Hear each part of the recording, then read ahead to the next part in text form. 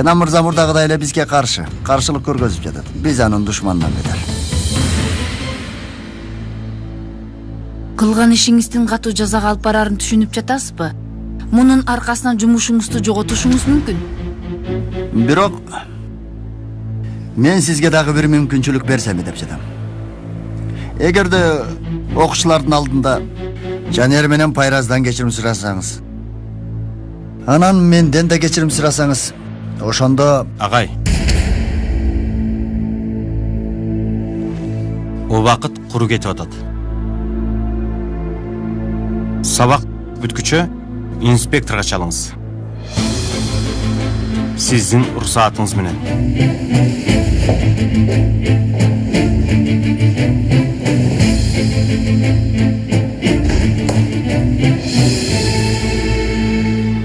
бой көтөрүп жаткандыгын көрдүңүзбү? Бирок бу жолгусун өз башына бале салды. Болгондо да абдан жаман бале.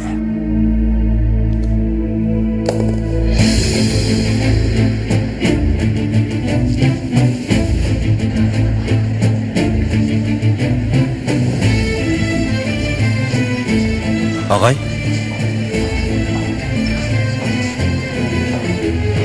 Kenan агай. Эмне болуп жатасыз?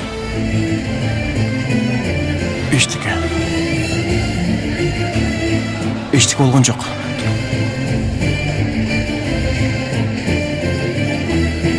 Көрүшкөнчө.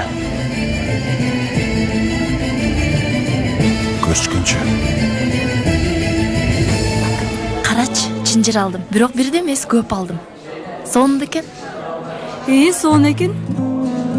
Каранып турганга аркасында күзгүсү да бар. Мага да абдан жакты. Карачы, муну да алдым. Аябай жакшы экен.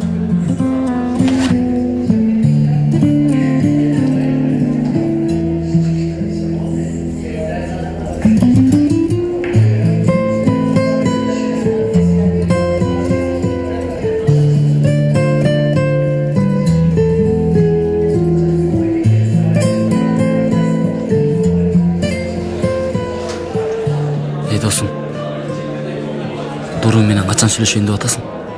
Жакында. Жакында. Кайсы бир фильмдин жардамасындай.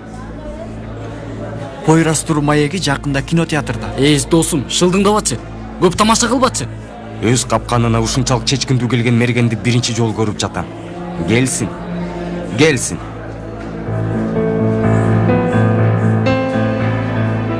Чағалар, құрдашым, үй тапшырманы эмне кылабыз? Ата энебизден уруксат алабыз деп, аз жерден сыйкырчы болуп кете жаздадык го. Үй тапшырманы кылдык.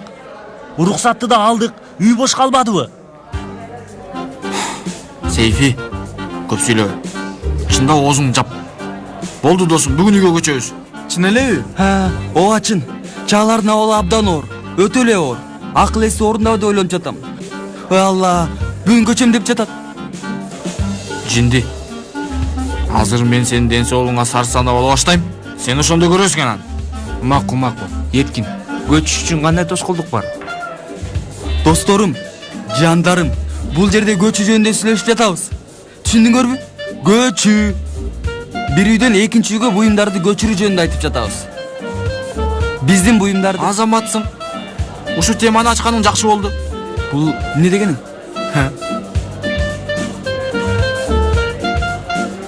Не болду? Еткеним. Құрдашым. Кандосум. Жалгыз досум. Деги эмне болуп жатасыңар? Яамыр чалдыбы сага? Ооба чалды. Жакында чоң бир сюрприз кылам деп айтты го. Келет го анда. Жок, чейректин ортосунда каяка келмек эле. Эмнени шыбырашып жатышат булар? Билбейм Алла. Булар дагы бир аз шыбырашып турушсун. Анан баарын сурап алам, сен кое тур. Пойрас, Бахадыр, Хакан. Мүдүрбей чакырып атат. Силер дагы тартиптүүрөөк болгула. Аны кыйнабай. Мен сага көрсөтөм. Баардыгы тамашалап атышкандыр. Жүрө.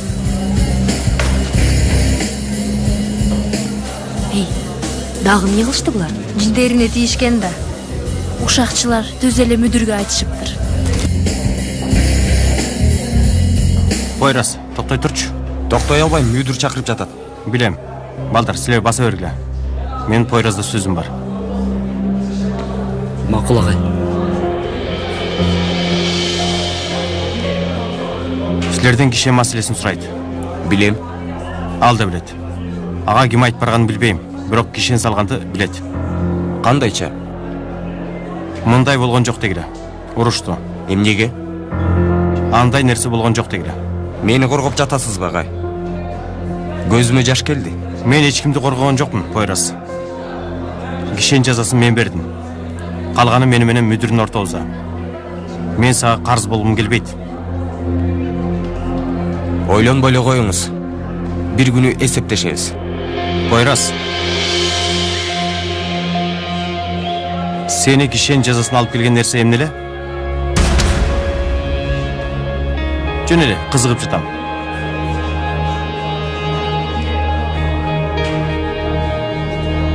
Акыркы үмүтүм үзүлүп турган. Сен колуңду бергенге чейин. Сени баш ийдирткен эмне болсо дагы абдан маанилүү нерсе окшойт. Дагы бир жолу ойлон. Бирок албетте өзүң билесиң.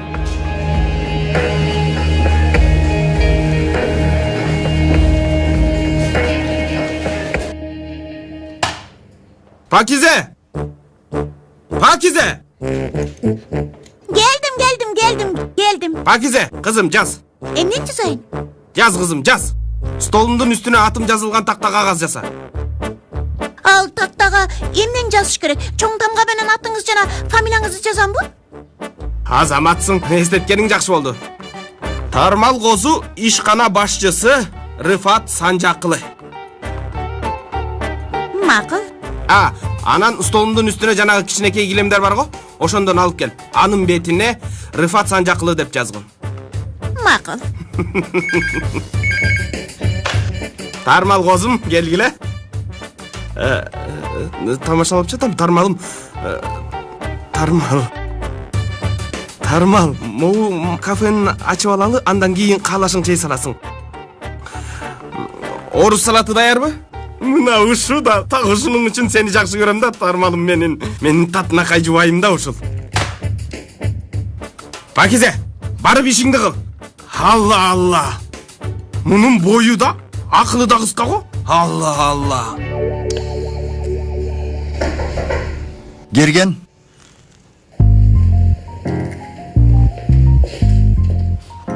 Пойраз каякта? Кенан агай менен сүйлөшүп атат. Сөйлешсин. Окуучу менен мугалимдин сүйлөшкөнү шарт.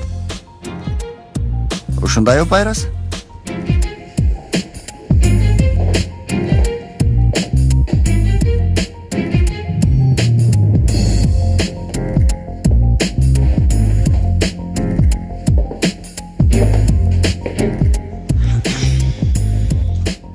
Балам, Кенан агай Жанер экөөңөрдү эмнеге кишиндеди? Аларды карабай эле кой. Сага жардам бергидей алдары жок.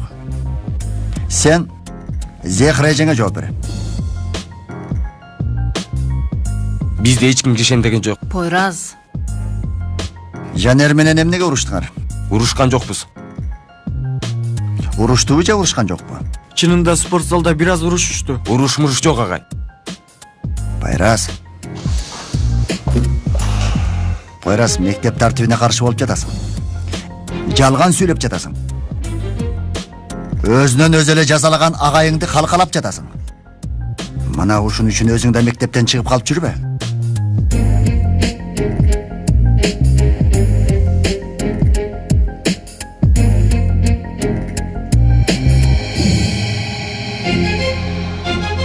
Макул. Айтпасаңар айтпай эле койгула. Мен да кылчу нерсемди кыла берейин анда.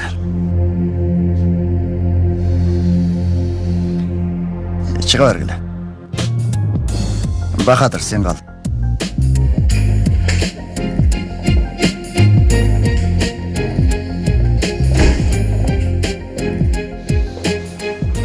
Мен дагы керекменби агай? Бара бер. Чоң рахмат. Макул анда. Жеңиңди түшүр.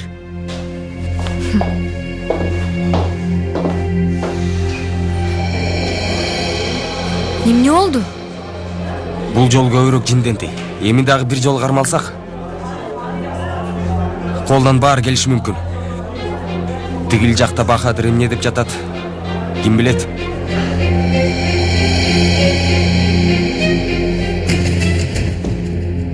Окумуш кылдым дейсиңби? Мектепте болгон баардык уруш талаштардан, ичинде болгондон тажаган жоксуңбу? Алдымда дайыма ушинтип тургандан. Менин урушумду дайыма уккандан тажаган жоксуңбу?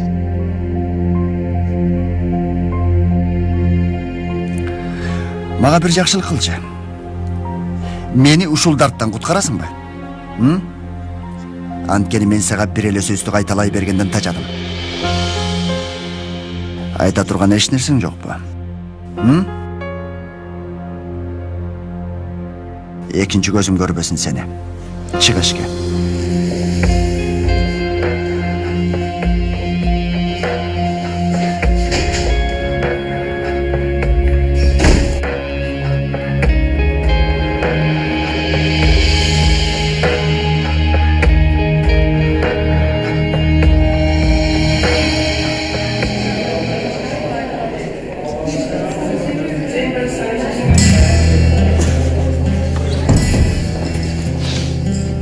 Oturup aballar.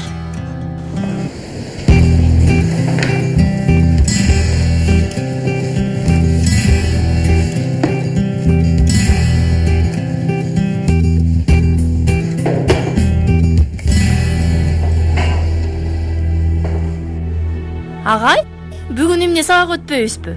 Ооба, өтпөйбүз. Бүгүн сабак жок. Кеттик анда. Агай, жакшы элесизби? Жакшы болуш үчүн аракет кылам. Силердин дагы ошол үчүн сөз беришиңерди каалайм. Сиз жакшы болушуңуз үчүн биз эмнеге сөз беришибиз керек?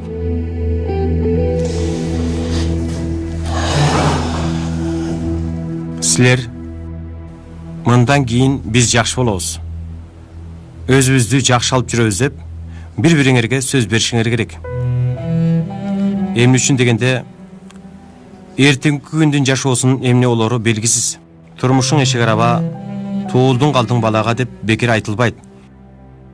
Инсан бойдон калмак үчүн көп акы төлөгөнгө мажбур болосуңар. Мына ошондо сынак башталат анын. Жөн гана адам бойдон калгым келген үчүн ушунча бактысызмын деп ойлойсуң.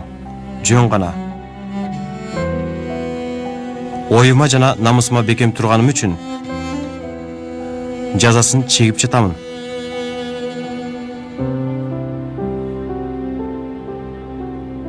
Кээде эски катыларыңдагы чыгып калат. Анан ал каталарың үчүн жазаңды бергенге аракет кылышат. Анан бул жаза ошол эле убактагы жылмаюңуз, ошол эле убакта үмүтүңүз, ошол эле убактагы ишенимиңиз дагы болот. Эч баш тартпагыла. Так ошол убакта жалгыз эмес экениңерди эстегиле. Анткени бул жашоодо ар бир инсандын жашоого да бере турган бир нерсеси бардыр. Ар инсандын бул жашоого таандык окуясы да бардыр. Өзүңөрдүн окуяңарды улагыла. Бирок мүмкүн болушунча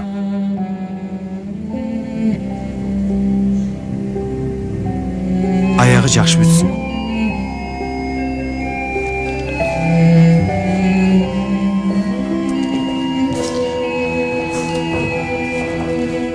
Жакшы окугула балдар.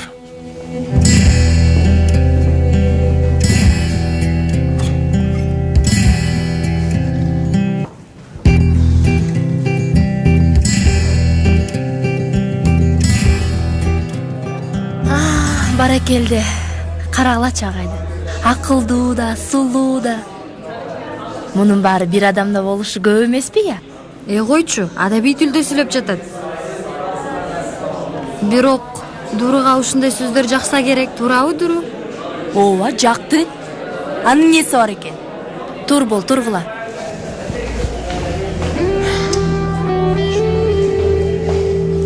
Балдар, Кенен агай бүгүн башкача болуп турат, байкадыңарбы? Жок, ошол эле экен анагай. Жакшы. Мыкты айтты. Бирок мен түшүнгөн жокмун. Жашоодо болгон окуяңарды улагала деди го. Бул үй тапшырмабы? Токто, жазып алайын. Ооба, үй тапшырмасы. Сен үй тапшырмаңды ансыз деле мен жазам, коркпой эле кой. Еткин ушул жылы туулган. Бирок өзү билбейт кайсы жылы туулганын. Билип жүргүлө. Ашканага кеттик. Күлкүлүбү? Ооба, укмуш.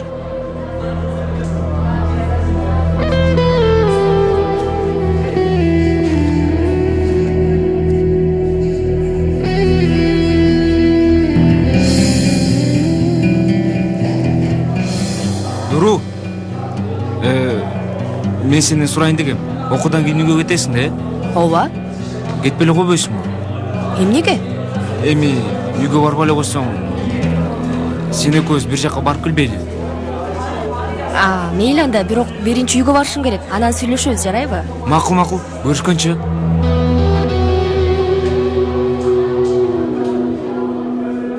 Мен аңдып аттым. Эмнеге сүйлөштүң тиги менен? Эмнеге сурайсың аны? Ага көп жакындашыңды каалабайм. Сага эмне? Кандайча сага эмне? Ким менен сүйлөшүп, ким менен сүйлөшпөгөнүмдү айтып турайынбы? Эмнеге сурай каласың?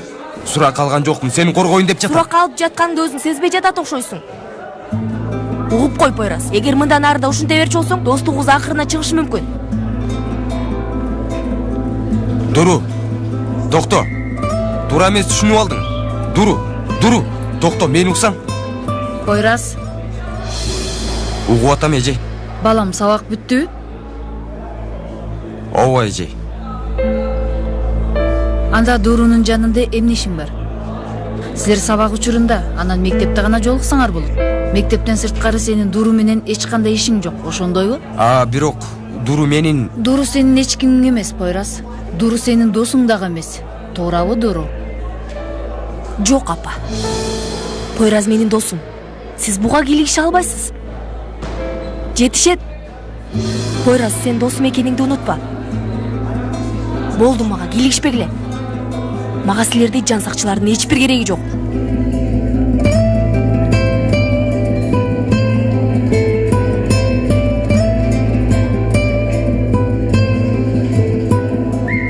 Бахадыр кайда жоголуп кетти? Билбейм.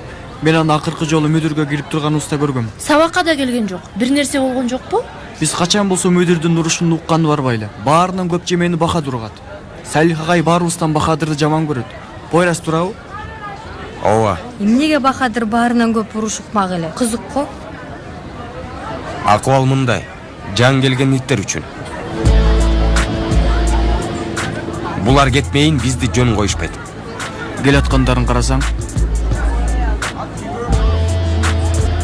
Эй, Не oldu? Эмне oldu? баскыла кеттик класска. Эмнеге? Эмнеге дегениң кандай? Баштыгымдын ичинде котлет салынган алтын нан бар. Котлет кайра эт болуп калгыча барып жеп алалы. Досум, бул бала жакында кичинекей музаткыч менен келе баштайт. Досум, ачка болдукпу? Ачка болдук. Жейбизби? Сейфиге тийишпегиле. Барсаңар эмне болот? Көрдүңөрбү жус сени? Досум карасаң, башкалар эмне жейт? Еткин. Уятты эми. Карачы тарынды. Сейфи, кечирип койчу мени. Тарт колуңду. Дайыма ушундай кыласың. Барсын ары.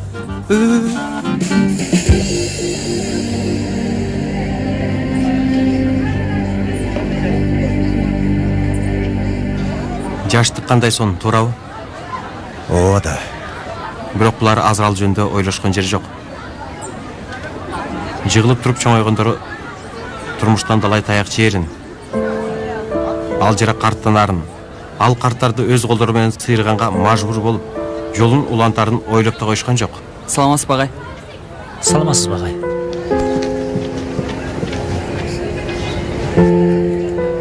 Сага эмне болду? Айтпайсыңбы? Мектептен кетет окшойм. Эмне? Салих агай Пойрас менен Жанерге берген жазамды угуп калыптыр. Билим берүү министрликке кабар бериптир. Кенан, сен эмне деп жатканыңды билип турасыңбы? ооба. Аны мындай болор белгилүү да. Бир жерден бир нерсе чыгарышың керек да, Мен туура жаза бердим. Ага өкүнгөн жок. Эртең бул иштен айта алганыңда да ушу сөздү айтат болдуң бекен.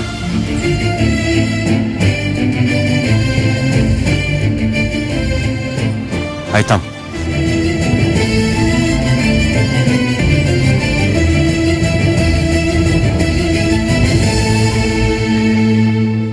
Досум, мектепке пияз алып келген бала биздин эң жакын досубуз, билесиңер да.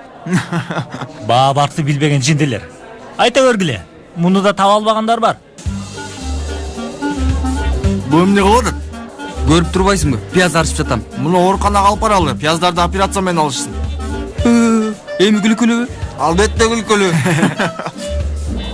Бошо, Жанер каякта?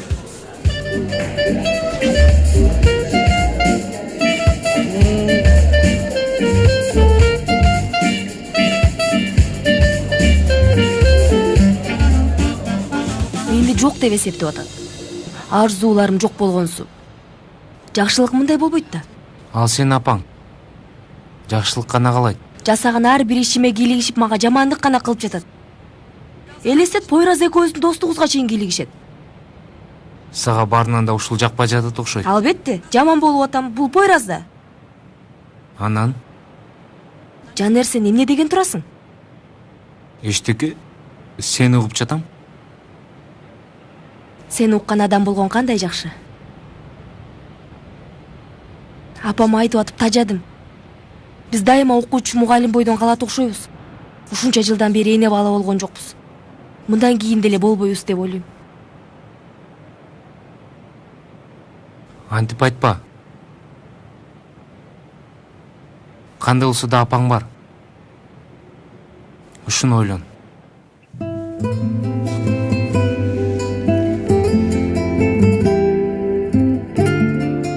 Кечирип койчу. Эчтеке эмес.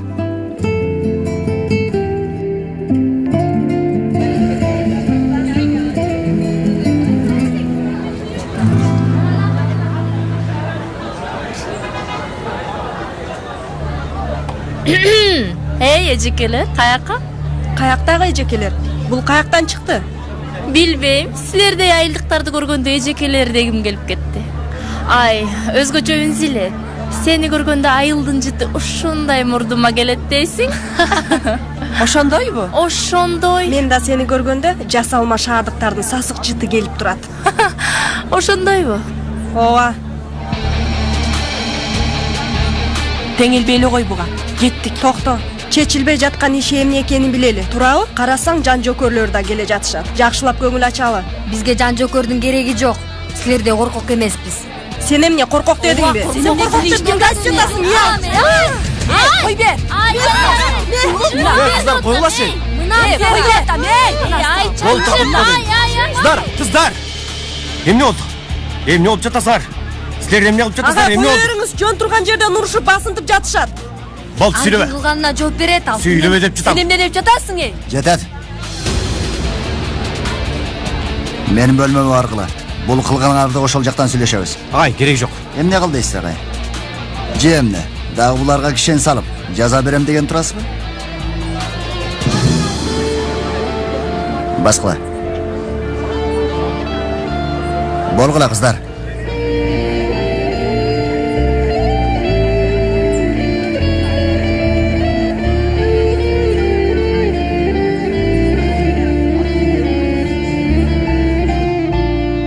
Кеттик. Бир аздан кийин коңгуроо болот. Бирок боло элек да. Болот бирок. Болбой эле койсо болмок. Жанер. Мени укканың үчүн чоң рахмат. Эми жөн гана рахмат менен кутулуп кетем деп ойлобо. Кечке берген сөзүңдү унутпа. Ооба, унутпайм.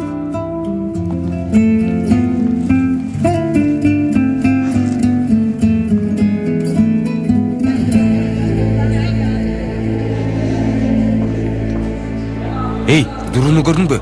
Жок. Буфеттен келатасыңбы? Дуру жок бекен? Жок, көргөн жокмун. Жанер, жаман нерсе болушун каалабайм. Болсо болсун. Жанер, суранам.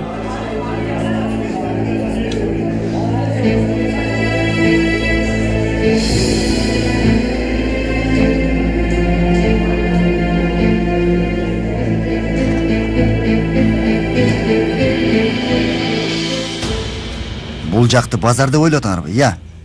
Мектепте жүргөнүңөрдү унутуп койдуңарбы? Силерден сурап жатам. Агай, биз эчтеке кылган жокпуз. Биз короодо отурганбыз, булар келип биринчи башташты. Жок, түрү суук калпычы. Булар жөн жерден тийишишти бизге. Калп айтпа, силер баштабадыңарбы? Агай, булар биринчи тийишишти, дагы басынтышты. Болду, жетет. Мындай, же адам болосуңар, же 3 күнү мектепке келбейсиңер. Уктуңарбы мени?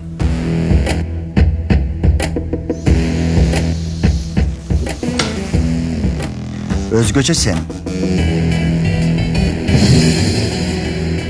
Унчукпай жылып жүрүп алып баарын сен кыласың. Ушундайбы? Бирок суроктун кереги жок. Кебетиңерди карагыла.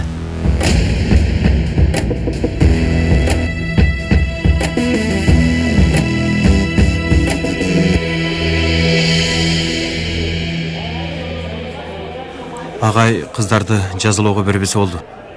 Анан кыла турган белгилүү да. Муну сон билесиң да. Ооба. Кенен балем, кел, чай ичелик ичине. Мүнтүп куруп күтө бербей. Жок. Мен балдарымдын эмне болгонун билишим керек. Сен балдарың эмне болмогу эле.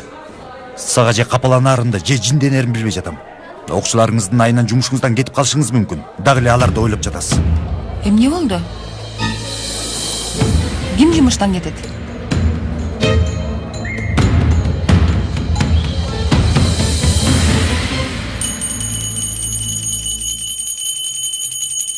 Ооба кыздар, силерге берилген убакыт бүттү. Вай, укмуш болуптур. Аябай даярданган окшойсуңар, а? Рифат, кара көзүм, могу Шариктин үйлөнгөнүн каалайсыңбы? Мындай болсо семирбейсиң дагы да. Мейли тармалым. Мен мектепке кеттим. Билим берүү коомубузга барып жашынайын. Силер жакшы тургула. Бол эми, бол. Ай, раматылык чоң апам айтчу эле. Итти коркутпа, үркүт деп.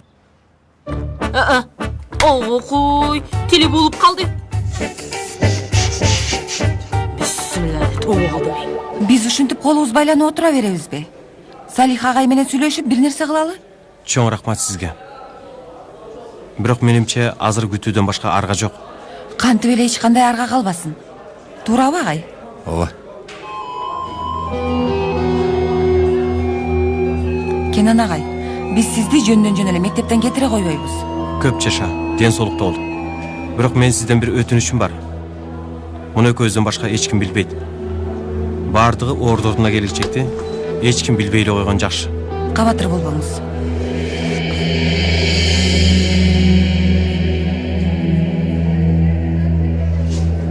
Эмне болду? Агай, Салих агай... Эч нерсе болгон жок агай, жөн эле урушту. Анан бөлмөгө ушундай кирдим. Кандай десем, жакшы, өзүң кандайсың деди.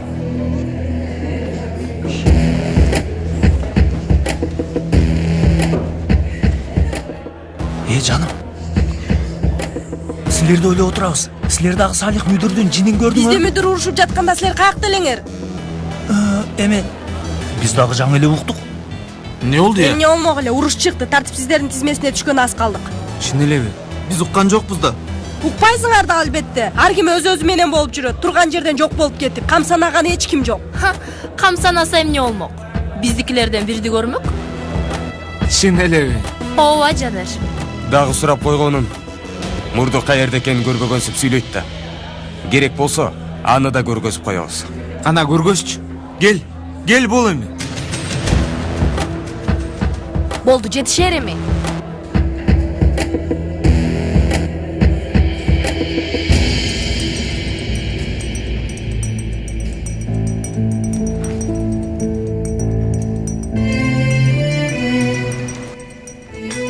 Агай.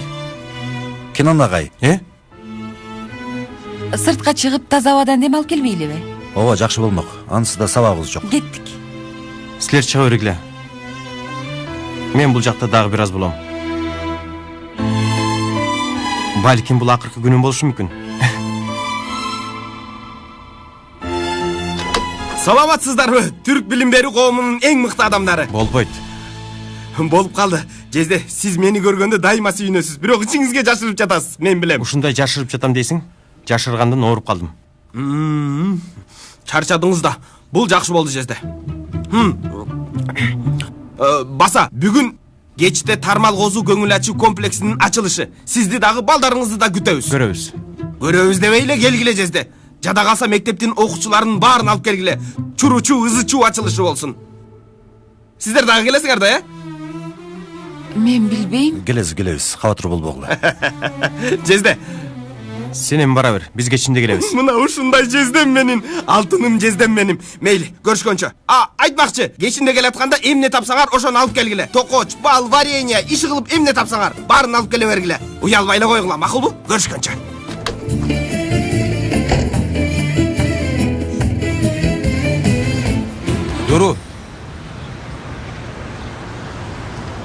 Дуру. Кечке мал бош элесиңби? Эмне болду? Сүйлөшүшүбүз керек. Азыр сүйлөшөлү. Азыр болбойт. Кечинде жумуштарым бар. Эмне жумушу? Макул. Колуң бошогондо кабар берип кой, макулбу? Макул, көрүшкөнчө. Не болду? Иши бар имиш. Кайра эмки жазга калды дейсиңби? Сүйлөшүшүм керек. Эмне болсо боло берсин. Болонда.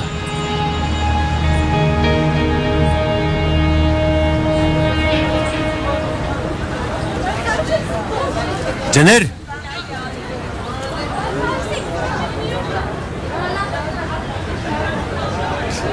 Кечинде кафенин ачылышы болот. Ырфат чалдыбы силерге?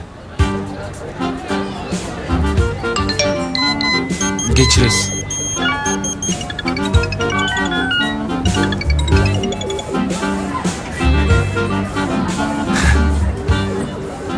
Агай, кафели ачпастан телефон операторунда ижарага алган окшойт. Чын таң калыштуу. Баарыбызга бир заматта СМС жиберди.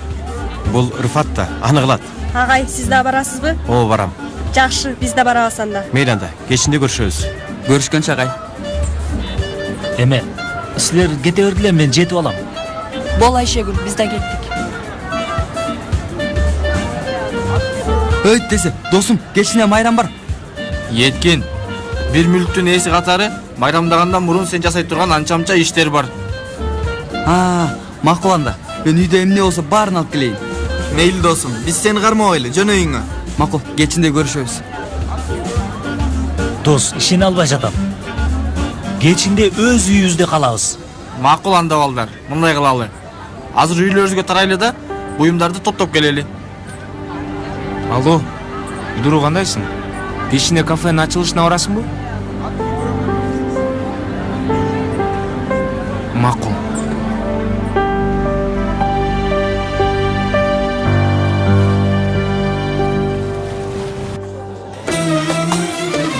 Бардыгы жайындабы, эч кандай тоскоолдук жокпу? Ооба, баары жакшы. Рахмат. Чоң рахмат. Аябай жакшы жер болуптур, О, жакшы болуптур. Сага ширап келип берейинби? Жок, чоң рахмат. Мен анда туруп коноктор менен алектенейин. Жезде, бардыгы жайындабы?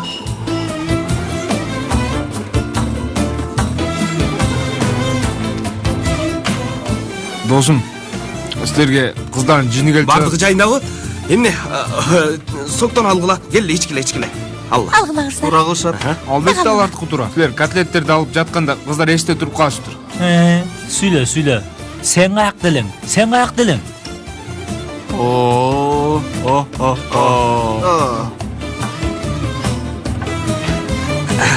Балдар, келгиле жардам бере калгыла, кана? Рыфат байке, кичине шүгүр десең, биздин күчүбүз менен кафе ушундай болду. Бир жакшылык кылып коюп, эми өмүр бою милдет кыласыңар да. Мейли, өзүңөр билгиле. Макул байке, эмне кылалы, эмне керек? Азыр жарымыңар ашканага барып, ал жакты шыпырып жыйнагыла, макулбу? Жарымыңар болсо идиш аяк, эмне болсо ошолорду чогулткыла, жарайбы? Кана болдула балдар.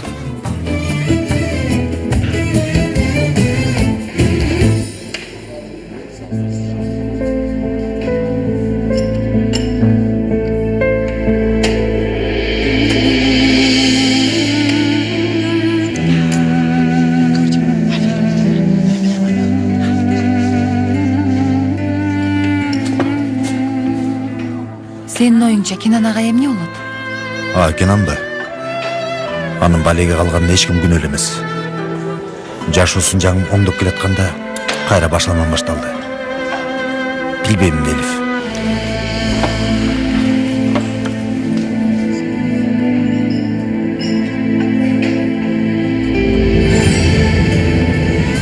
Ата? Көңүлүңүз жокко? Жок, андай эмес. Жок, мен билем да. Балдардан эчтеке жашыра албайсың. Аталар дагы балдардын акылдуу, тартиптүү болгонун билет.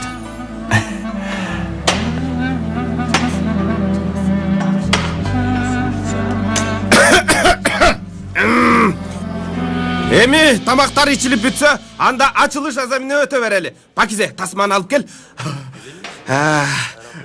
Толкунданып жатам. Алып кел муну. Ачкыла. Мунун үчүн кимге беребиз? Кармасаң. Ой, Алла. Бул жакка кел. Жалколомо карма муну. Карма дейм. Меймандар. Кээ бир адамдар ийгиликке жеткенди каалайт. Кээ бири ийгиликке жетет. Ийгилик. Кесели күттүрбөй. Албетте кесели. Кана анда. Майлуу, сүттүү болсун.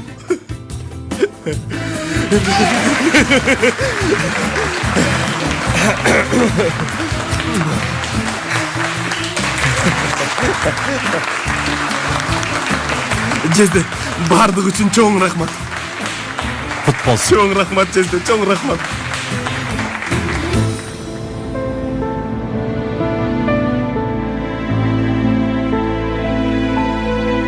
Эмне кылабыз?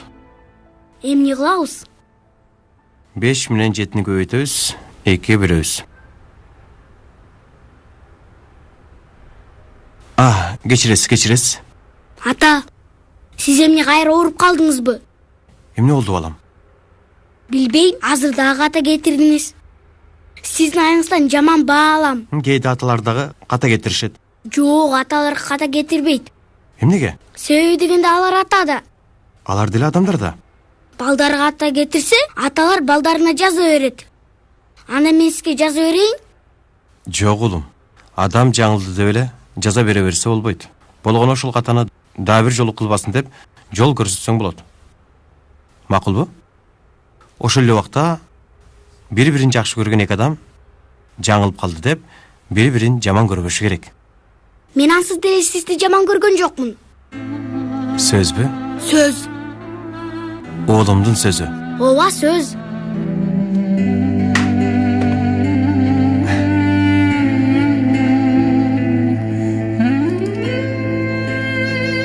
Таптым.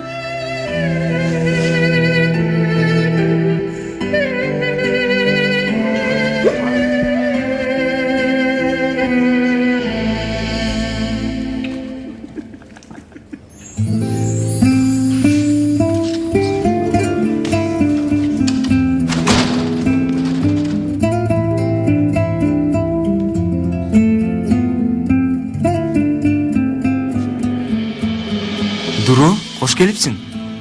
Кандайсың? Келгениң жакшы болду. Рахмат. Калгандары каякта? Түшүнгөн жокмун. Түшүндүрүп берейин.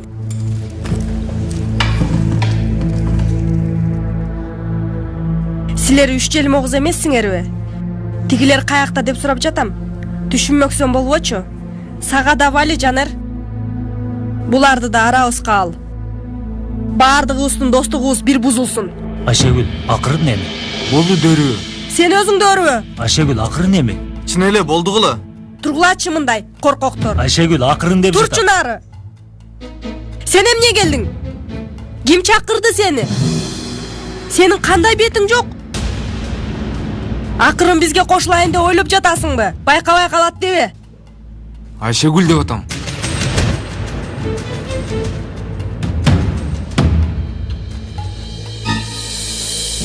Жашшы алгыла. Муну анан сүйлөшөбүз. Дуру. Кечирип койчу. Жанер, эмнеге чакырдың мени? Досторуңдун ойлорун билип койсун деппи? Кое бер. Бардыгы белгилүү. Сенин досторуң мени жактырбайт, меникилер да Ооба. Сеникилер мени жактырбайт, туурабы? өзгөчө Пойраз. Пойраз бар го.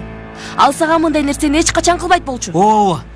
Көрдүк абдан жакшы көргөн Пойраз байкебизди. Бир нерсе айтайынбы? Биздин балдар айтканы туура. Келгенибизден бери бизге кылбаганы калган жок. Келгенден бери асылганы биздин балдар. Жанер. Сен кафеге бар. Мен үйгө барам. Мындан кийин мектепте гана көрүшөлү.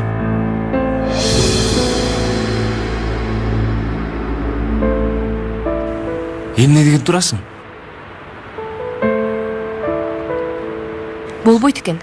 Жылдызыбыз келишпейт экен. Сенин досторуң мени, менин досторум сени жактырышпайт. Анан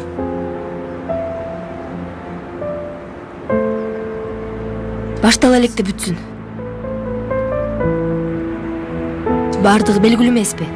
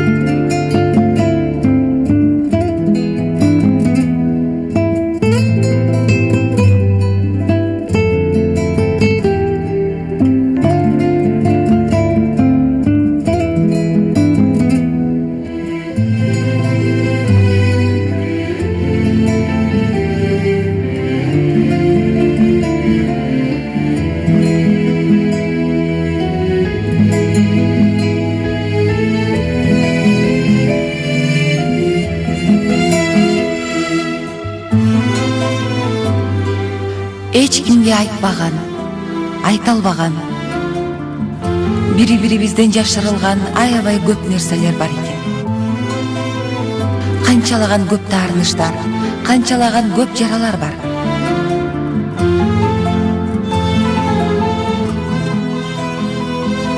Эч кимге айтпаган сырларыбызды ичибизге сактап, баарысын тумчулап жаап жатабыз. Бир жүрөктүн ичинен чыгып барып, экинчибиздин жүрөгүнө барып кармалып жатканын байкаган жокпуз. Жүрөктөр, жүрөгүбүз, жаныбыздын жашаган жери. Ошол жерде айта албаган сөздөр бакырып турат. Адам эмне менен жашайт? Үмүт менен. Бардык жарага, таарынычка, жеңилүүлөргө карабай адам үмүт менен жашайт. Сүйлөгөндө сөздөр үмүттү жашатат. Жашаш үчүн сүйлөшкүлө, урушпай, чырсыз, таарынбай, таарынтпай, жөн гана сүйлөшкүлө.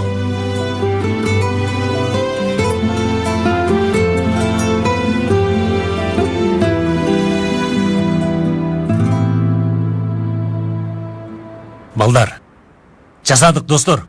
Жасай алдык эй. Бул күндү бир жерге жакшылап жазып койгула.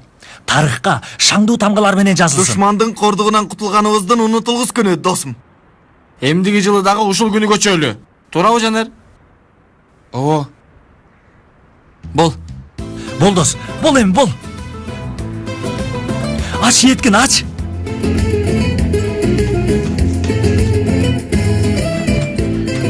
Кана, биргилечи. Карагыла, силерге кандай сюрприз даярдадым. Койчу, койчу.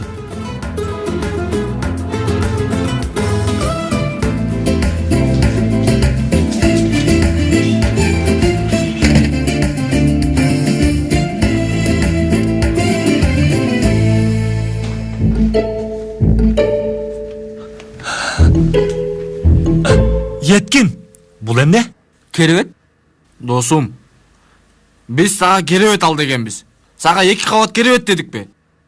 Кааласаң бөлөмдүн бөлмөсүндө келет алып чыгып бермекмин бул жерге. Бирок булар Биз арзаныраак. сени арзанга саталы Еткин. Эшикте буюмдарды сатып алган киши өтөт болуш керек бул жерден. Сени берип бордуңа чылапчың киргип чыткыч алалы. Болуптур. Азыр мага жинеңер келип жатат. Бирок кийин мен баркымды түшүнөсүңөр. Досум кара. Сен эмне деп атасың, Сен эмне бизден токмок жегин келип атабы, Ботом, сени барго досум бөлүп салам, жинемесизби? Бул эмне? Еткин, өзүң деле ойлонсоң, буга ким батат? Сен жалгызбы? Уялбай өзүмчүлгө окшоп. Бияка мен жатам, достор. Хоп. А эмнеге? Досум, сунуш менден чыкты. Акча болсо менден чыкты. Эми бизден чыкты. Мага эмне? Мен жатам бул жака. Жок, мен жатам. Мен жатам. Мен жатам. Мен жатам.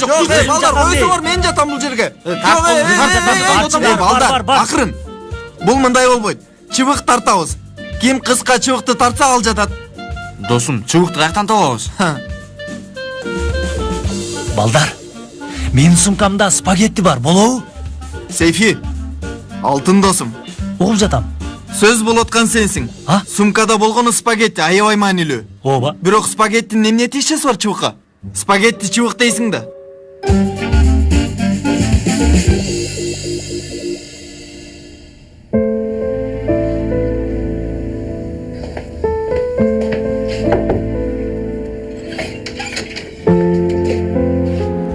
Тамак даяр. Ысытып койдум, жейсиң да. Ачка эмесмин. Кеч келген ток келип атканда. Эшиктен жеп келген окшойсуң. Эшиктен тамак жегенди жаман көрөрүмдү билесиң, апа. Жок, билбейм Доро. Сен эшиктен тамак жегенди жакшы көрөсүңбү, көрбөйсүңбү, билбейм. Үйгө ыйлап келесиң, эмнеге экенин билбейм. Алдагы колуңдагы оюнчукту эмнеге жакшы көрөрүңдү да билбейм. Мисалы, ушу саатка чейин ким менен, каяктай болгонуңду да билбейм. Тиги досторуң менен сүйлөшпө дегениме карабай, алар менен сүйлөшүп жатканыңды, эмнеге аларга болушканыңды да билбейм. Мен сага бир нерсе айтайынбы? Апа, окубай тургандыгыңды, жакшы адам болбой тургандыгыңды айтмага, кызым. Мен өзүмдү ушинтип буспайын сенин аркаңдан. Сен окушуң керек. Сен Апа. жакшы билимдүү адам болушуң керек. Сен жогорку окуу жайга тапшырышың керек. Эмне үчүн дегенде, мындан башка эч кандай чараң жок. Мунун алдагы кичинекей башыңа киргиз, кичинекей айым. жалгыз көйгөйүбүз менен жогорку окуу жайга баруумбу? Үйгө кеч келүүмбү? Бирөөлөр менен сүйлөшкөнүмбү? Ооба, башка эмне? Кеп башкада. Сен бир жолу мен уктап жатканда эмес, ойго отурганда эркелеттиңби? Бир жолу. Жок дегенде бир жолу мени жакшы көрөрүңдү айттыңбы?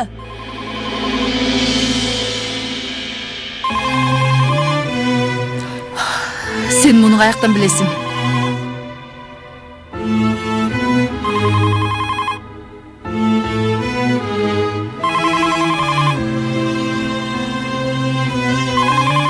Телефонго жооп бербейсизби?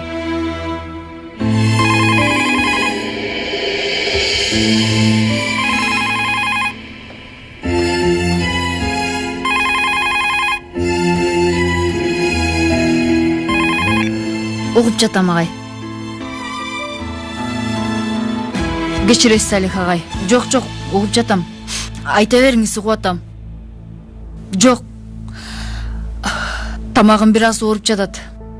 Ошондуктан. Ооба.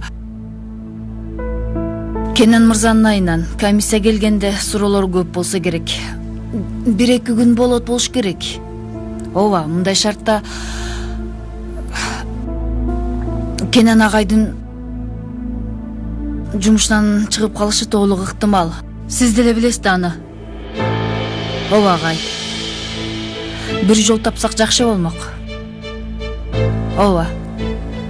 Мейлиңиз.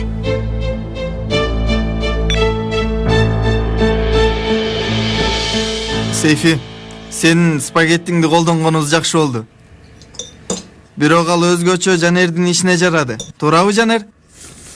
Түнү менен чоң жатакта өз жалгыз жатты.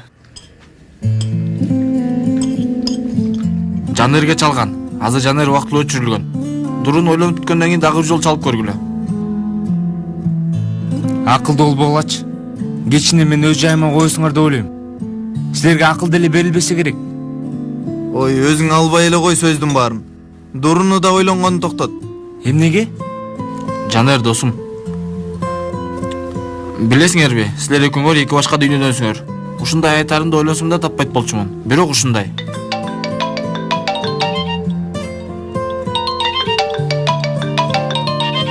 Дуру? Угуп жатам? Алло, Ямур, сен каяктан чыктың? Эмне? Эмне? Балдар, Кенен агай мектептен кетет экен. Эмне?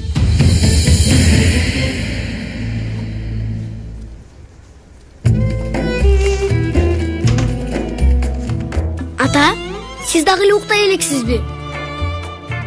Уйкум келген жок балам. Эмне кылып жатасыз? Сүрөт көрүп жатам. Мен дагы көрөм. Кел. Кара, бул менин мугалим болгон 1-жылдарым. Сен төрөлөк болчусуң, мен болсом ушта болчумун, мажбур кызматта. Ата, сен кесибиңди абдан жакшы көрөсүң,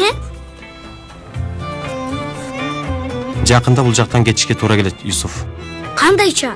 Дагы көчөбүзбү? Жашы ушундай, дагы көрө жатабыз. Хали жездемдер жактан жаңы көчтүк. Мен кайра башка жакка көчкүм келбейт. Сен Бетмен менен Робинди билесиң да, Ооба, билем. Баары билет. Сен экөөбүз ошолордойбуз. Кимге каякта жардам керек болсо, ошол жактабыз. Түшүндүңбү? Түшүндүм. Бирок мен Бетманмын. Сиз Робинсиз. Болобу?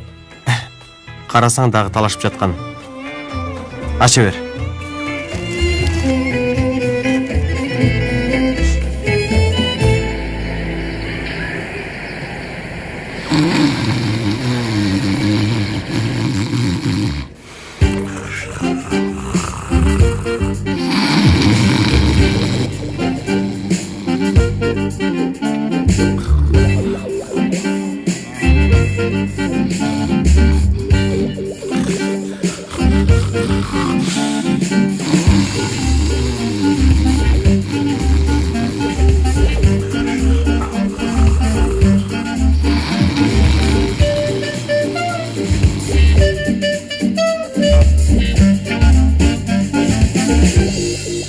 Бул эмне? Досум, акырынбайсың. Акырын досум, уктайлы деп атабыз. Достор, бул жерде эмне кылып жатасыңар? Керебетте кытайлардан да көп киши болуп кеткен го? Ооба, туура айтасың. Ашып кетиптир. Бирок эмнеге ашыптыр сурасаң? Сураса сурайынчы алар. Эмнени чече албай атасыңар? Эмне ишиңер бар бул жакта? Уктуңбу коңгурону? Алдыңбы жоңду? Түнү бою уктаткан жок. Хор деп атып. КамАЗ эмес бул, трактор. Түнү бою трактор болуп уктаткан жок. Эми каяктан билейин? Мен да болгонсом бет маңдайымда бут турат. Мынакей, токтоду. 112ге чалгыла. Мен КамАЗды бир нерсе болдуго деп ойлонуп баштадым. Оозун дагы бир аз ач. Кутмандуу таңыңар менен. Еткин. Сага өзгөчө кутман таңың менен. Досум, кечинде 2 кабат керебет үчүн жиниңе катуу тийдик, таарынба.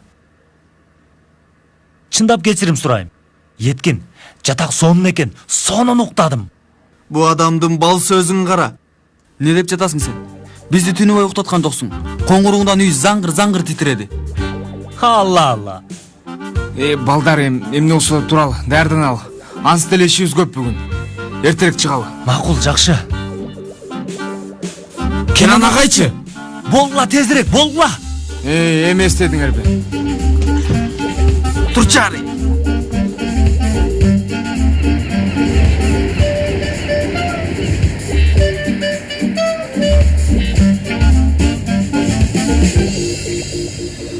Пойрас, кечээки айткандарымды унутпа, макулбу? Ал жөнүндө Салигага эчтеке айтмай жок. Жана эле көңөрдүн ортоңордо эч кандай уруш болгон жок. Жанер каяка? Агай, жаман көрбөңүз. Бирок бул иш жасала турган иш болчу. Айткандарымды унутпа. Gel. Агай, Акырын каяка киргениңди бил. Эмне Дингордун сарайы бул жак. агай жаман көрбөңүз. Бирок абдан маанилүү нерсе айтайын дегем. Эми айта бер. Биз Поряс менен спорт залда урушуп кеткенбиз. Кен агай сизди билбесин деп бизге өзү жаза берген. Кен агайдын эч күнөөсү жок.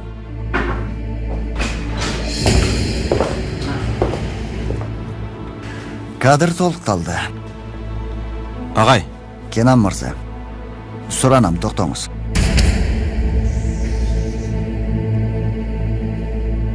Урушканыңарды билем.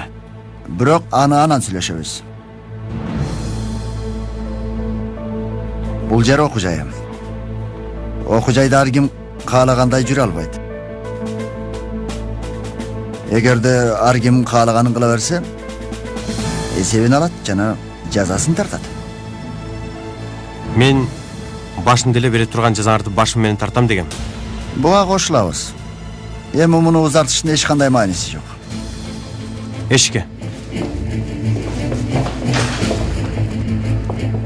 Бали, өзүңө жараша кылдың да. Жанер. Пойраз мен кылгандын бирөөсүн да айткан жок. Кандайча? Агай, эмнеге мындай кылдыңыз? Муну силер менен тартышпайм. Мен бир чечимге келдим. Силер да буга каршы чыкпайсыңар. Болуптур агай. Сиз кетсеңиз эмне болот? Биз эмне кылабыз? Мен кетсем силерди көзүн жуум окуткан жаңы мугалим келет. Бирок ал Кенандагы шан эмес да, агай. Агай, бизге сизден башка эч кимдин кереги жок. Баарынын өз орду бар. Балдар, силер өзүңөрдү ойлогула. Алдыңарда бир сынак бар. Ал силерди күтүп отурбайт. Шылтоо да кабыл албайт. Эми класска баргыла.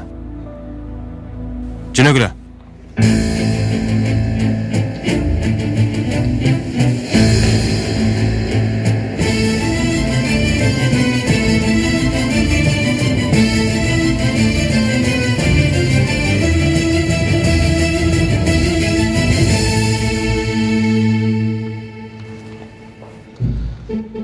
Балдар. Химиялык байланыштар 3-кө бөлүнөт. Иондук, ковалент байланыш жана металдуу байланыш. Киргиле? Ой, балдар, кимдер келишти? Кош келипсиңер. Агай, кечирип коюңуз. Окуучулардын баары сабакка аз калганда келсе, силер танаписке аз калганда келесиңер да. Силер тыныгууга чыгаарга аз калганда келдиңер. Сиздики туура агай. Бул да биздин башкалардан айырмабыз. Акылдуу болбо. Отургула ордуңарга.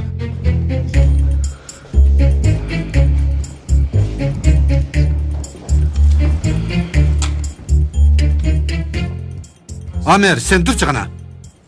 Угуп жатам агай. Сабакка кечип келгениңерге караганда бүгүнкү теманы билесиңер деп ойлойм. Химиялык байланыштар 3-кө бөлүнөт. Ковалент байланышы, ион байланышы, үчүнчүсү эмне?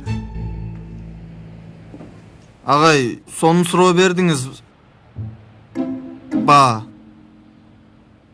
Байланыш, жардам берсеңер.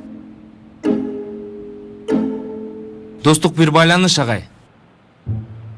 Эң кыйын убакытта керек болгон байланыш ушул.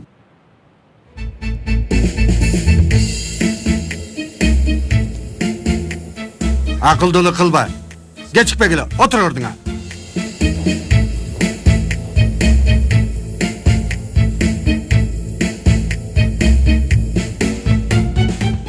Пакизе, Угуп жатам эжеке. катыраак нандарын сурадыңбы алтыным? Сурадым эжеке. Агынан да карасынан да сурадым. Азаматсың анда алла. Кыздар, кутман таңыңар менен. Кутман таң. Кутман таң деген менен иш бүтпөйт. Рифат, колуңдагы эмне?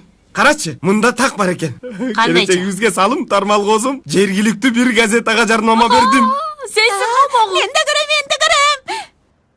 Кандай экен? Адамдар үчүн кичинекей, кафебиз үчүн чоң салым козум. Вашингтон Постуна, Нью-Йорк Таймска жарнама беребиз. Бирок азыр кыял кеч болбош керек, тармал козум.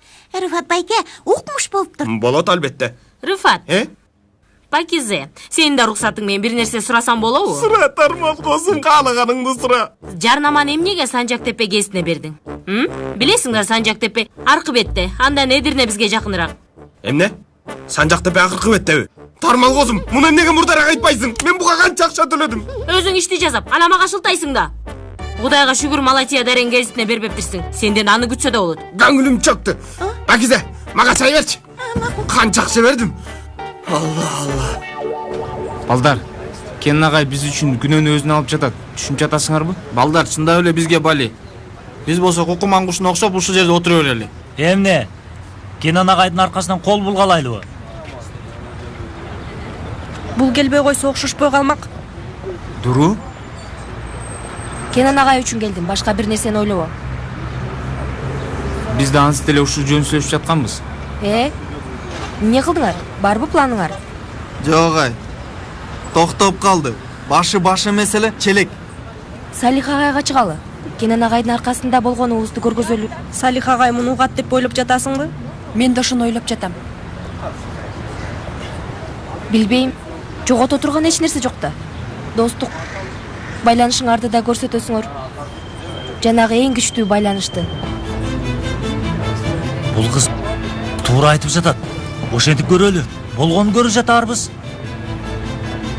Кеттик анда. Эмне турасыңар? Кеттик. Болгула кетели.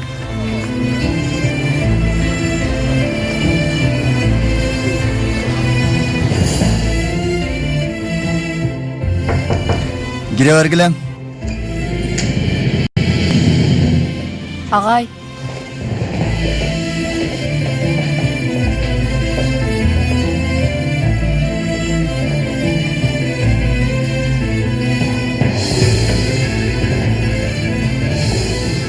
Эчтеке болгон жокпу болдур? Топтолуп алыпсыңар. Эмне болду? Агай, Кенен агайга жардам бериңиз. Айрым туз бербейт. Суранабыз. Бул жазага татыктуу эмес.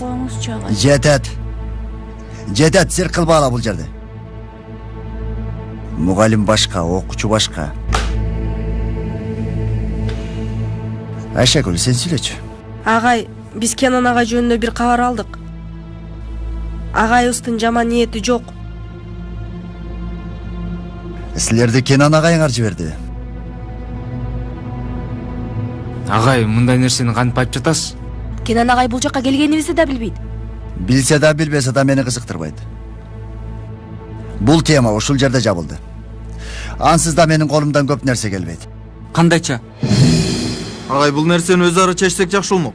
Ошондойбу? Мага акыл берип жатасарбы? Оккула мени. Муну Билим берүү министрлигине айтып койгом. Түштөн кийин инспектор келет. Чечимди ошолор кабыл алат. Кенен агайыңар жөнүндө жакшы кабар күтпөй эле койгула.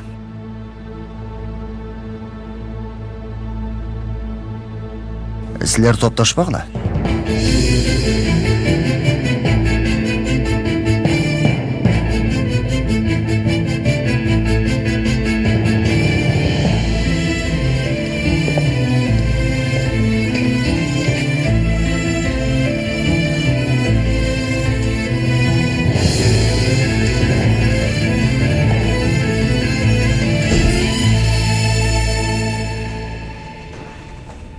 Осман агай, жаңылыкты уктуңузбу? Ай, ушундай күндү көрөт белек. Эмне болду? Кенен агай ишинен чыгарылып жатыптыр. Сиз айтканыңызга караганда эмне болду? Ал үчүн кабатыр болуп жатасызбы? Кабатыр болбоймбу? Какап кала жаздадым. 2 аралаш катырак, 1 гамбургер, 3 айран кекиртегимден эптеп өттү. Эми ойлоно бериңиз. Чындап эле кекиртеңизден өтпөй калыптыр. Эмне болду? Абдан кабатыр болгонуңарды ошону айтып жатам. Баарыбыз үчүн, мектеп үчүн чоң жоготуу. Албетте, ашык адамдан айрылуу жеңил болбойт. Кеч таптың, эрте жоготуп жатасың. Ашыкпы? Эми дегеним, кесибине ушундай сүйүү менен байланган бир адамды жоготуу бардыгыбыз үчүн эле Саламатсыңар. Элиф эже, жаңылыкты уктуңузбу? Инспектор келет экен мектепке. Кенен агай сөзсүз жумуштан чыгат деп жатыптыр.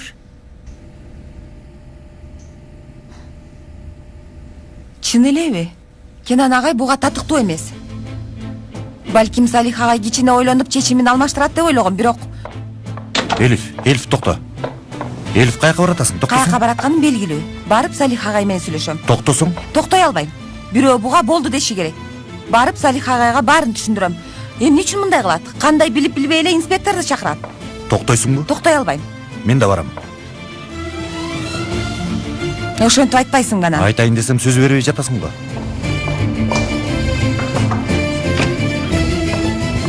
Бар эле мени көргүсү келип калыптыр го. Салих агай, инспекторду эмнеге чакырдыңыз?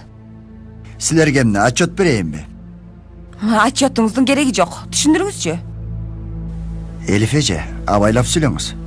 Ким менен сүйлөшүп жатканыңызды унутуп жатат окшойсуз. Маңдайыңызда окуучулар турган жок. Мен ким менен сүйлөшүп жатканымды билем. Эки окуучусун достоштургусу келген бирөөнү кантип жазалайсыңар? Жетет.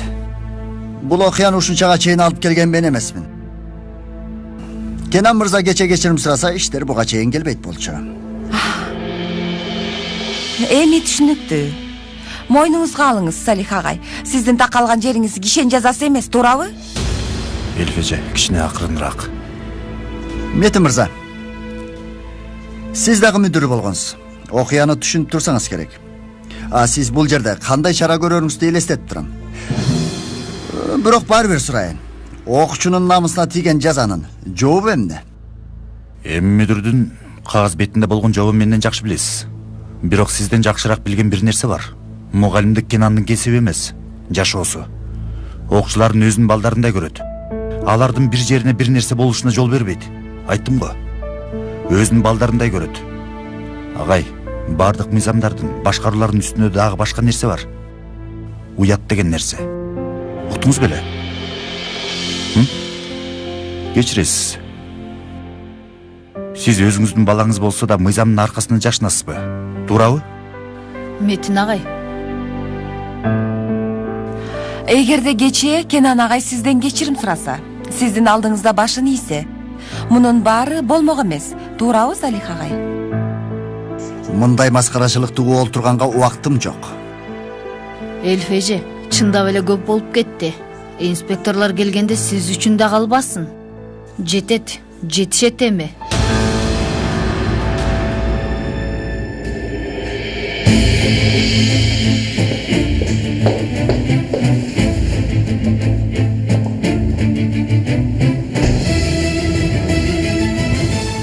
Биринчи суу краны экинчи суу кранга караганда бул бассейнди 15 саатка тезирээк ылдамдыкта толтурат.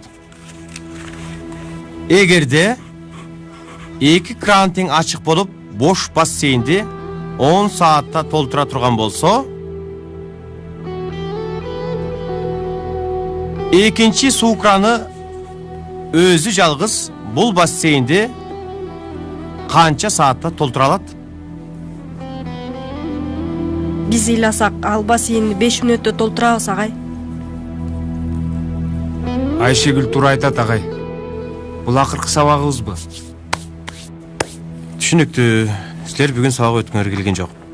Мында мурда түшүндүрдүм эле. Демек түшүндүрө албаптырмын сага.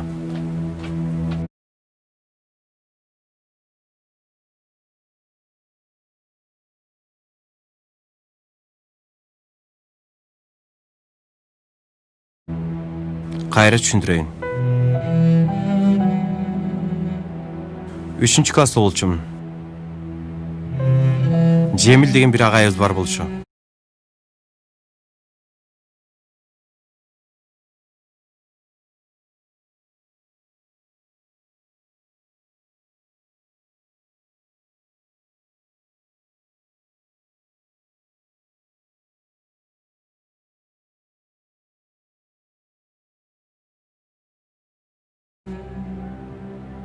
Абдым. Тамак жей албадым. Мектепке башка эч качан барбайм дедим. Бирок байым деп сөз бергениме карабай, ата мектепке кыйнап жиберип жатты, албетте. Андан кийин ордуна Гүлтен деген эже келди. Эң башында такыр жактырган жокпуз. Бирок сабакты ушундай сонун түшүндүрчү. Бүгүн менин мугалим болгонума Гүлтен эженин салымы чоң.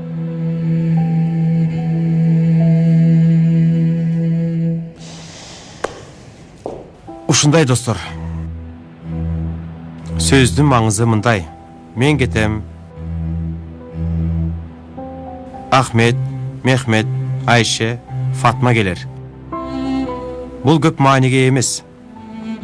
Маанилүүсү силердин ошол эле каалоо менен окуганыңар. Эми ошон үчүн силерден сөз бергениңерди суранам. Мен кетсем дагы математиканы, физиканы, химияны ошол эле калыпта окуйсуңар. Ушуга сөз бере аласыңарбы?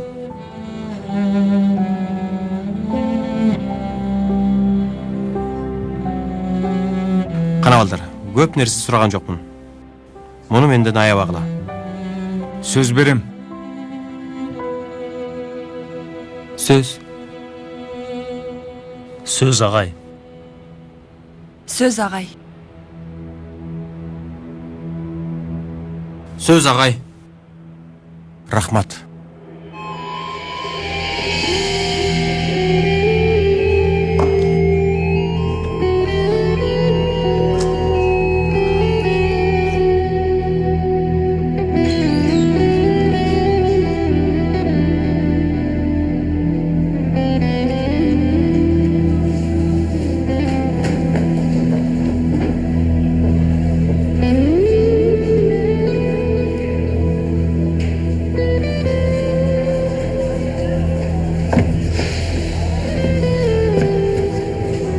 Коштошту. Кенан агайдын кете турганы чын экен.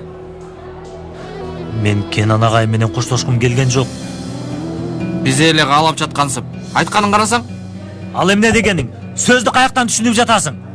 Болдугулачы эми. Бүгүн биримдилик күнү, барабардык күнү, бири-бирин сыйлашы күнү. Ызылдашпагыла. Ушинтип колубуз байланып отура беребизби? Инспекторлордун көңүлүн бура турган бир нерсе кылышыбыз керек. Бул окуяны алар бүтүрүшөт. Эмне кылабыз? Кенен агай кетпесин деп желек көтөрөлүбү?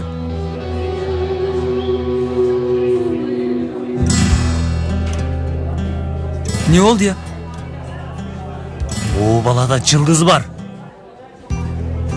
Карасаң, өзүнчө эле жадырайт.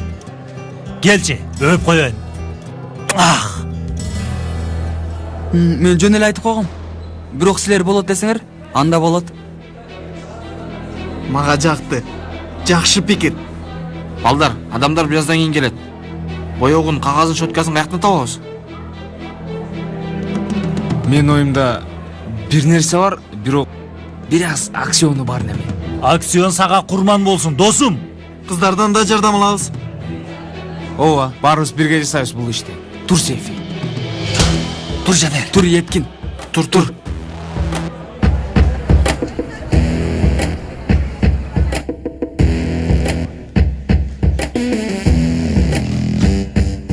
Галип байке? О, дурайым. Сиз бул жака келчү мезелеңиз тынччылыкпы? Уят кылып атасыз байке. Күнөмдү алып атасыз, чын. Сүйлө. Сенде бир нерсе бар. Байке, биздин башыбыз маң болуп атат. Жаңы жыл келет атат. Достор болуп 1-2 лотерея билет алалы дедик. Бирок каяктан? Сиз бул иштин атасысыз да. Атасымынбы? Бизге кайсысын айтар элеңиз? Чынында бул окуяга байланыштуу түрдүү нерселери бар. Албетте байке. Бири намзет эже дейт. Бул эмне? Белгиси байке. Эмне белгиси? Ойлонсоңуз Галип байке, накта намзет эже дегенде үн чыкты. Эмне болушу мүмкүн? Жок. Антпе байке, бакыт коңгуроосу сиз үчүн чалып жатат. Сиз кулагыңызды жаап жатасыз. Чындап ушул жолку утуш сиздики. Чын, туура айтасың. Дуру. Укту. Ушул жолу Кудай Таала мени укту. Белгиде көргөздү. Мен ук. Байген алам. Бирок талашмай жок. Сүйлөшө алалы. Макул байке, ойлонбой эле кой. Сенин жакшылык алып келген саның кайсы? 5 байке. 5пи? Бардык 5 болобу? 5 жерде 5-ин 25, 25 болсун. Ал да болот. Бул Жанар менен достор бир нерселерди кылып атышат. Түшүнө албай койдум. Адамдардын кыла турганы белгилүү эмес да. Кенен агай кетип жатат. Көп жатышат. Бахадырга чалдым. Ооруп жатам дейт. 2-3 күндө келем дейт. Барып келсекпи?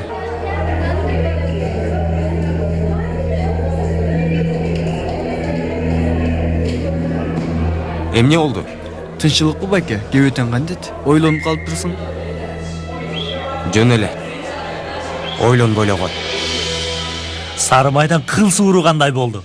Отуруп турганда дурууга дуа кылгыла. Болбосо кыла албайт болчубуз. Эми буга эмне деп жазабыз? Могу кандай? Кенан агайсыз эч жака. Эч жака. Болду. Кааласаң Форза Кенан агай деп жазалы. Могу эшиктен келерде да Кенан гол деп кыйкырабыз. Жакпаса анда өзүңөр тапкыла. Алла я. Таң калыштуу нерсе. Мен жок баштадыңарбы? Ай, сенсиз баштамак белек. Жок. Биз кагазга эмне жазарыбызды сүйлөшүп жатканбыз. Менин сонун оюм бар болчу, бирок эч ким жактырган жок. Көп убактыбыз жок. Жаза турганыбыз түшүнүктүү жана жөнөкөй болуш керек. Мисалы,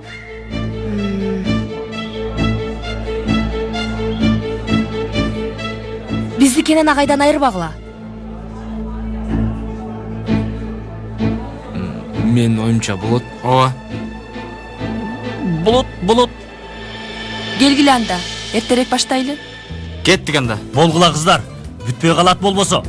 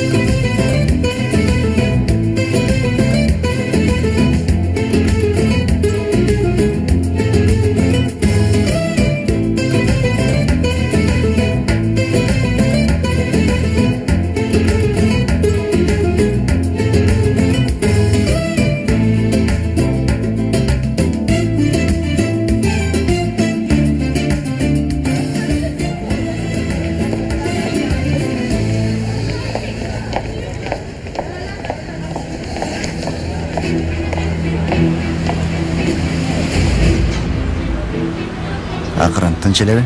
Анан сюрприз болбойбуз бизге. Тынч агай. Мектеп тазалап койбойт белем. Инспекторлор келгенде бир нерсе болбосун.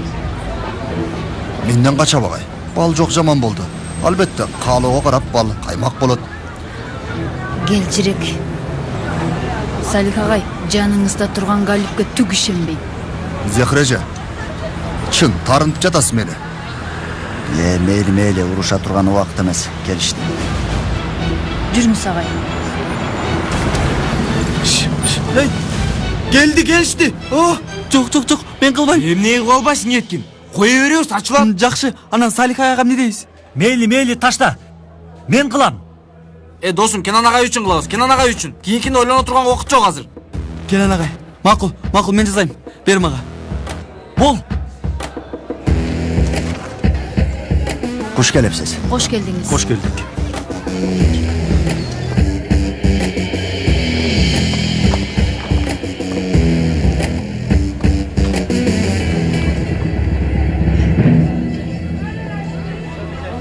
Бизди Кенен агайдан айырбагыла. Бул эмне Салих бей? Сиз даярдадыңызбы? Мен кантип даярдайын? Окуучулар экени белгилүү да. Бирок кабатыр болбоңуз. Керектүүсүн кылам. Жүрүңүз. Өтүңүздөр.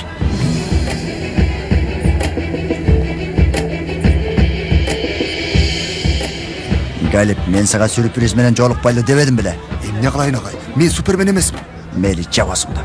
Тигини батыра калтыр, көзүм көрбөсүн. Айтканыңыздай болот, мүдүр.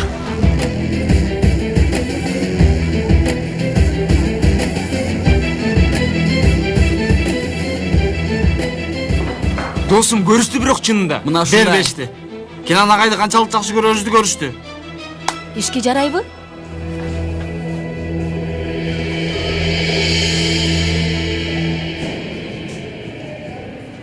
Эмне кылдыңар?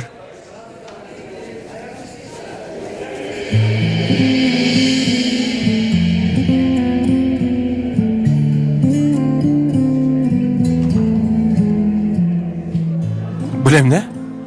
Жакшы көрдүк агай. Сизди абдан жакшы көрөбүз. Күнөө кылдыкпы? Балдар, кана алдагы буюмдарды бер бергиле. Алыңыз байке, алыңыз. Ансыз деле ишибиз бүттү. Дурайым, сиз менен да сүйлөшөбүз муну. Эми менден оңой олтон кутулбайсыңар. Агай, мүдүр чакырып жатат. Комиссиядагылар. Билем. Баратам.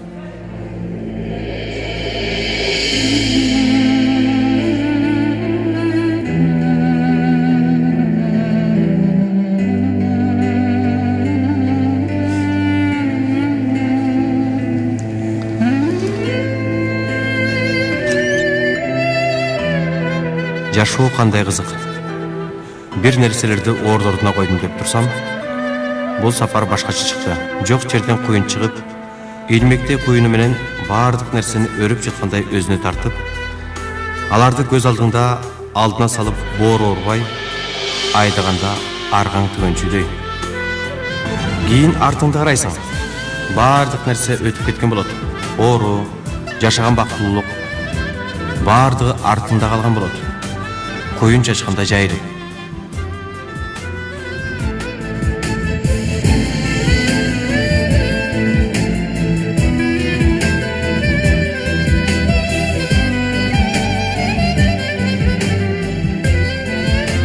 Ayraң жок өткөн өмүрүң дагы жашоонун сүртүмдөрүндөй.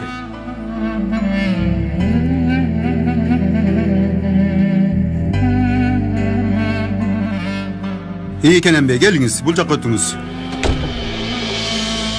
Бул жак жакшы эле. Көп турарымды ойлобойм.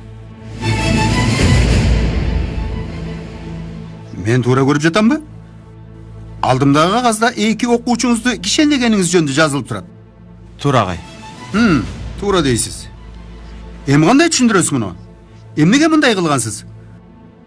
Эч кандай түшүндүрмөм жок агай. Бериле турган жазага ыраазымын. Суранам. Дагы көпкө узартпайлы бул ишти.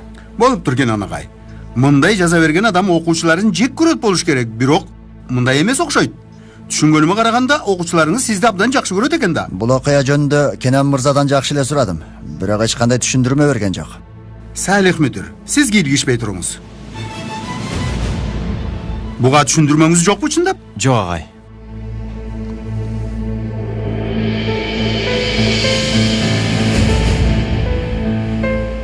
Айшегүл эмне болуп атат? Угулуп атабы бир нерселер? Инспектор Кенан агайдан эмнеге мындай нерсе кылдың деп сурап жатат. Кенан агай эмне деп жатат? Эчтеке деген жок. Бере турган жазаңарга ыраазымын деп жатат. Анын балеге калганына эч ким күнөөлүү эмес. Мейли. Башка айта турганыңыз жок болсо. Хамза Бey, кошо турган бир нерсеңиз барбы? Жок агай. Жетектөөнү колдонолу. Кенан агай, жүргүзүлгөн сурамжылоодо аягында берген жоопторуңуз алынды. Сизге өзүңүздү коргоо укугу берилди. Бирок сиз коргонуу укугуңузду колдонгон жоксуз. Туурабы? Туура агай. Токтомго болгону болгондой жазылат. Экинчи териштирүү керек боло турган болсо, сиз менен окуучуларыңыз кайрадан териштирүүгө чакырылат. Демек, териштирүү толук тастыкталып чыгып, чечим кабыл алынганга чейин Kenan Daşan işten boşaltılar.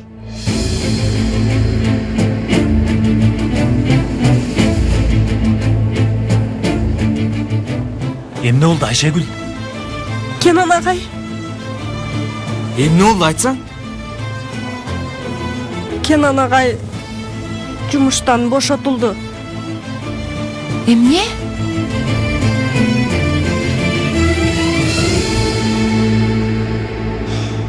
Ayta turgan başka sözünüz var mı? Жок. Чечимиңизди сыйлайм.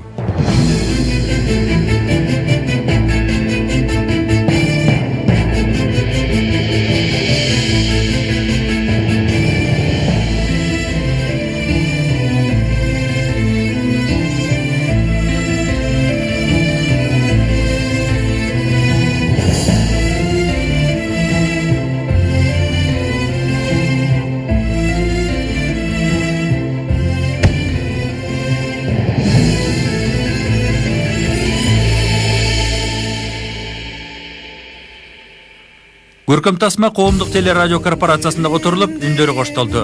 Котормонун редакторлору Айгүл Жумагулова жана Орозбек Мусакеев. Үн коштоого Чыңгыз Мамаев, Шаршыбек Шейшенов, Арнес Кыдырмышев, Айзада Абдыкалыкова, Атамбек Шамуратов, Орозбек Мусакеев, Айнаш Аширова, Руслан Орзакунов, Кыял Адан